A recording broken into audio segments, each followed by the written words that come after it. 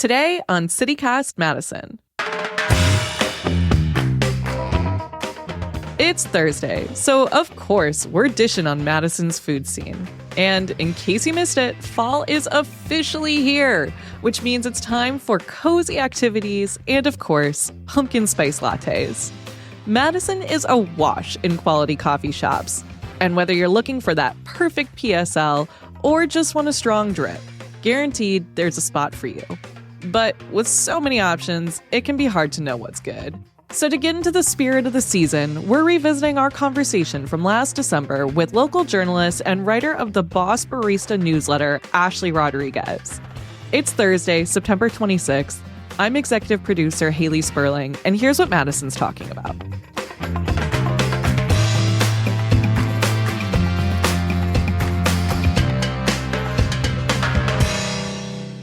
Ashley, hello. Hi, how are you? I am very, very good. I'm excited to get some expert advice on coffee and Madison. What a fun topic. Oh, I hope I can provide the information that people are looking for.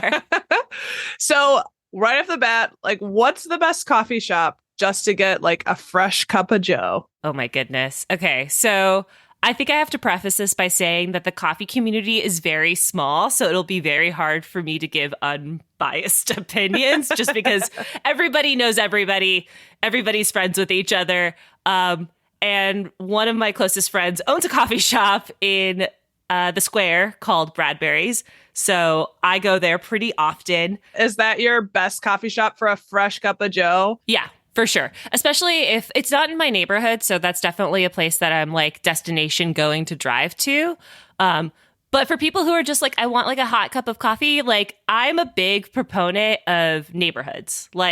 Go to your neighborhood coffee shop, walk.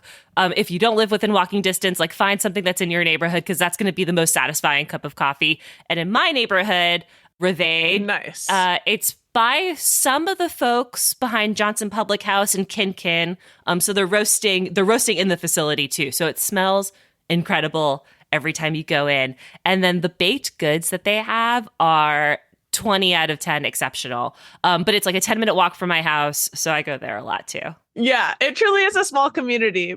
I want to ask you, since you are a connoisseur, I don't know why I said it that way, but I love we're going to roll with it. Thank you. How do you measure quality? That's a good question. For me, quality is flavor. So the more nuanced flavor you can get out of a coffee, the better quality it is. And quality is a moving target. My definition of quality is going to be different than your definition of quality because we're all looking for different things. I've worked in coffee for over 10 years. So the things that I'm going to taste in coffee are going to be different. Is it the taste? It's literally some notes or something, almost like wine? Kind of like that. But I would even not even focus so much on the notes, you know what I mean? Because I think that those can be misleading too. Because how disappointing is it when you drink a glass of wine and it says notes of blackberry and you're I don't taste that. But that's disappointing. And the same is true in coffee. But I think it's the idea that there's clarity and there's pleasantness. So being able to taste the coffee and be this tastes good to me, even if I can't identify what the flavors are, because even 90% of the time, I might taste something and my partner might taste something totally different. We both have worked in coffee. I love that. So it's I feel I know what you mean by that is the opposite of that, a muddied coffee. Yeah, muddy, oily. Burnt is gross as heck. Burnt is gross because as you roast coffee darker and darker, and this is not to say that the darker it is, the worse it is. That's not quite it. But when you roast it really dark, when you burn the coffee, that's all you're going to taste is char, ashiness, smokiness. And some people really like that. Don't get me wrong. If that's you, do you. But on kind of the opposite end of that spectrum is when you get a lot of flavor clarity. And that's what I'm looking for when I'm looking for quality, because that's really where the quality of the bean is really allowed to shine versus the roast kind of overtaking it. And again, that's you, do you. But that's just not what I'm looking for. Yeah, my go-to corner store over here, he was just telling me about, he's I had a customer in here who said, I just have something for gas station coffee. It's just, and that's a mood. I actually sometimes have that mood. Totally. And there's moments where coffee is so nostalgic for people. It evokes so many memories. It's one of the things that like you drink every day. It's maybe the only thing you drink every day besides like water or maybe like some other beverages. So like there are really strong mental associations too. And if I'm like at the airport or something, like you bet I'm going to get like Dunkin' Donuts coffee. Like, you know, no shade in that game either. Yes. Oh my God. Love that. Airport, that is a category. We might come back to that, but there's so many categories to get into. What about fast? Quality, reliable, and fast. I think that most coffee shops that I visit in Madison are generally pretty quick, which is nice. And it really kind of just depends on what you order. Like, well, maybe that's the thing. Yeah. Because like drip, sometimes you want a quality and the drip coffee is like, well, this might take a minute. Right. So like if I'm ordering a drip coffee, like, and I know that that's like the thing I want, that's fast because it's generally ready. And the places that I go to, like Domestique, Johnson Public House, Bradbury's, all have drip ready to go. So I know that I can just pop in, order a drip. I'm good to go. Nice. Because I was out in LA at some point and I remember being like, I made a mistake. I've ordered something and I have to wait and watch it drip. I know. It's funny to see people order a pour over and they want it fast. And I'm like, that's not how it works, girl. That's not how that one works. Like that one takes a minute. Yeah.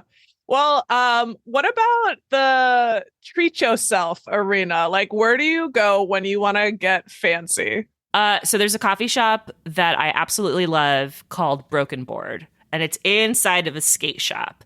It's on the east side, and I have never had better signature drinks than the ones I've had at Broken Board. So every season, Jared, who's the owner, he like changes up the menu with these like beautiful like cocktail kind of inspired drinks. He used to work in the restaurant industry. And I went there on Saturday and I had such a delicious latte, and I never order lattes. And it was like spiced with cardamom and sage, and it was like chef's kiss. It was so good. Oh my gosh. Cardamom, that's like health points too. I know, health is wealth, you guys. Like, but it was so it was so good. And one thing that I really like about the drinks that Jared makes is that there's usually like a milk-based drink, and most signature drinks are like espresso, milk, and then like some sort of flavoring, which is great. But then he also makes all of these like tonics as well that don't have milk, so are generally based around like tonic water and some other like syrups and flavorings that he makes in-house. Like all of them are made in-house, so they taste incredible. But sometimes I don't want a milk drink, so having that option to get a tonic is also really lovely. Yeah, I'm gonna have to check that out. I've definitely heard good things as well. So it's exciting to hear that recommendation. I like to get fancy. For me, I consider, even though I go there a lot, I consider Bradbury's a treat. Bradbury's makes their own ice cream. So if you get an affogato, which is espresso poured over ice cream, that's also a fancy little treat for you. Oh, indeed. I love an affogato. I'm glad to know this. I have not gotten one from Bradbury's. Like, what about shops that you just like love the interior and that's the gift, to drink your coffee in them because they're beautiful? I love sitting outside of the North Street Domestique. Like, that is my favorite place to be. The outside area is so beautiful, and it's such a great people watching spot too. Yeah. Leopold is lovely, and it has that beautiful old espresso machine. Like, yeah, and I love the bar, like the bar that you can sit around. That's what I want. I want more coffee shops with like a bar. It's gorgeous. It's almost like, it reminds me, if anyone's, if any of you listening, been to Sardine, probably some of you have, but it's got another great bar and a beautiful espresso like display. They also have good coffee for what it's worth. They do. They have great coffee. Sardine has great coffee, and so does Mitmark in terms of restaurants that have great coffee. Okay.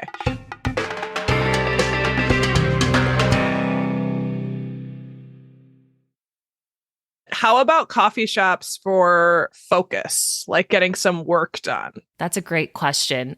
There's a little coffee shop on University called Valentia, I believe, and it's like a study haven. And for a minute, I was like, oh, I don't know about this place, but I actually had like a pretty delicious shot of espresso. They did give it to me in an 8-ounce cup, which is, I was like, oh, this is big. That's fine. Funny. Yeah. But it was really delicious. And I think they use JBC coffee, and it's like one of those places that's like known to be like a student like study space. So it's both like quiet, but also buzzing. Like there are people talking and having fun conversations, but at the same time, you see people like doing work. Another place that I actually really like, and and the vibes feel really immaculate is Forward Coffee. That's just a craft coffee and beer bar. And every time I walk by there, I see people reading books, people studying, people having like really engaging conversations, and also people playing games. And that just feels like the vibe is like, that's like the ideal coffee shop. That's like the picture perfect, like what you want to see. You want to see everyone kind of doing a little bit of everything. Because when you walk into a coffee shop and everybody's on their computer, that can feel a little bit like intimidating. Oh, I can't even like talk at all. Right. I really like the vibe there. They've done something really spectacular to encourage people to kind of take all kinds of interactions, which is really cool.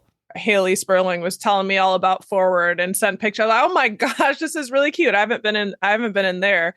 But I was thinking of a coffee shop, one of my favorites, Mother Fool's Coffee House on Williamson Street. Oh yeah, that's like perfect old school, like comfy, cozy coffee shop. And they're open late, I think, too. Yeah, and I feel like I don't mean to stereotype it or something, but my guess is there are a lot of grad students in there. But it's definitely quiet. Like I've tried to play chess and I was too rowdy. No one told me I was too rowdy. They're like, keep it down, please. Yeah, like it was really funny because you just, you want to be respectful. So speaking of places that you want to get coffee and have fun and maybe some laughter with friends, where are some good coffee shops for hanging out and catching up? I always invite people to Domestique on the north side when I'm like wanting to vibe.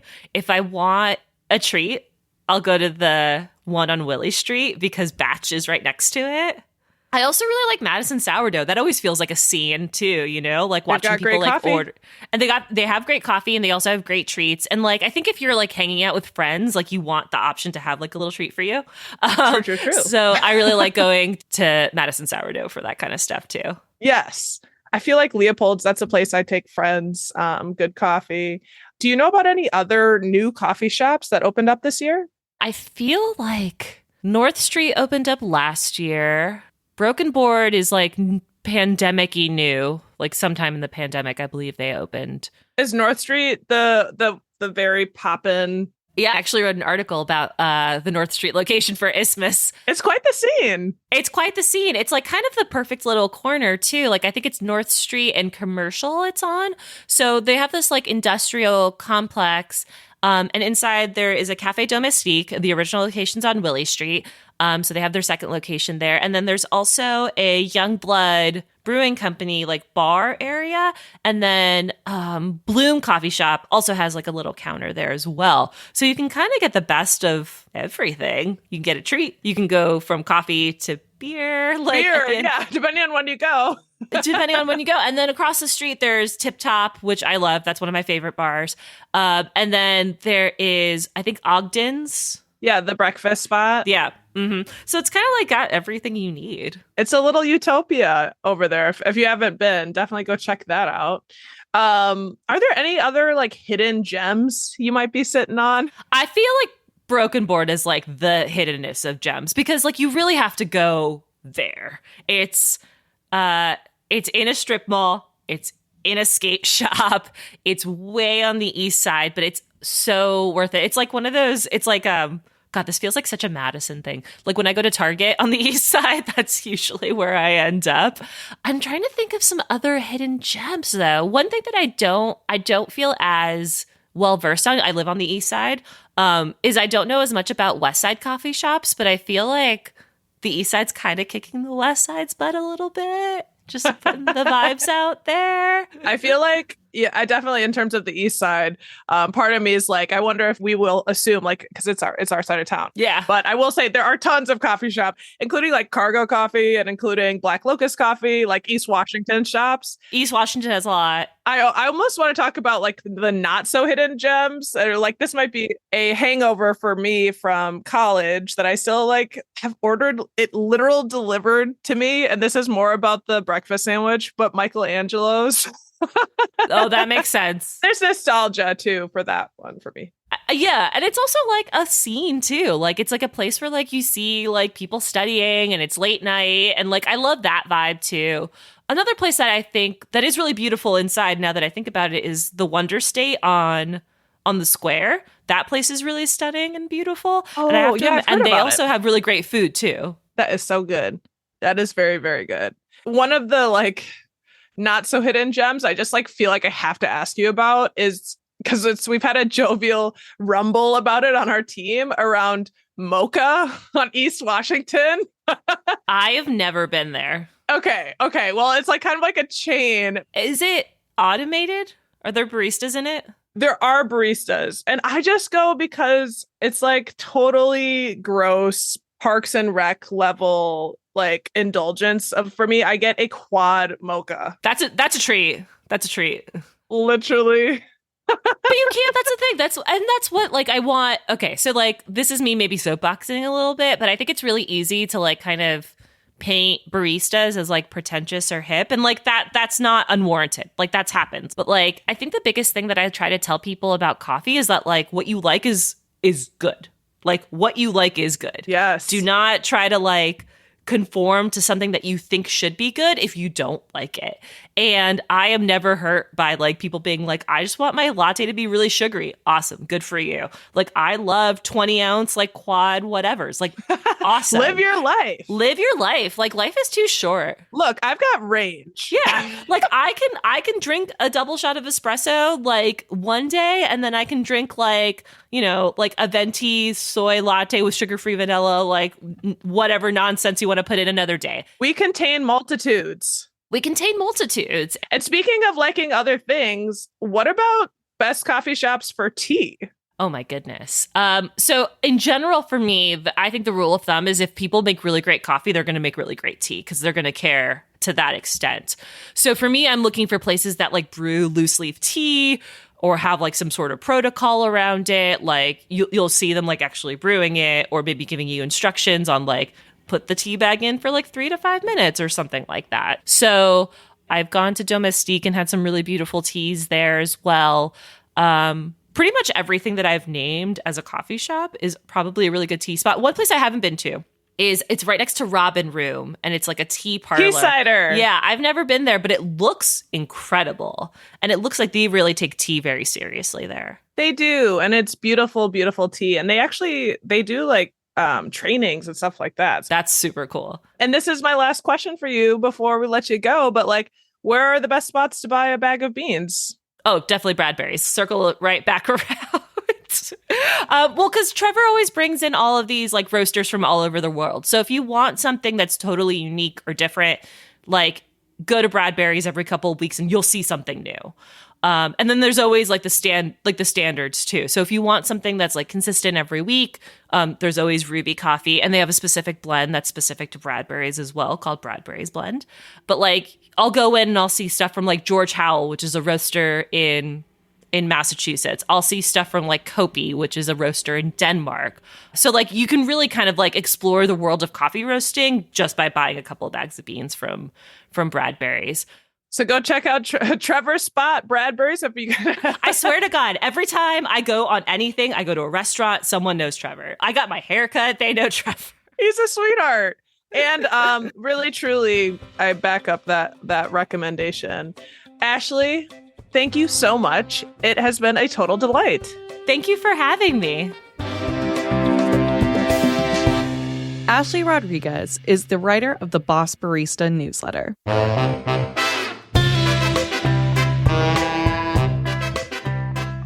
That's all for today here on CityCast Madison. I'm Haley Sperling. If you enjoyed today's show, why not share this episode with someone who can't talk to you before they've had their first cup of coffee? We'll be back tomorrow morning with more stories from around the city. See ya!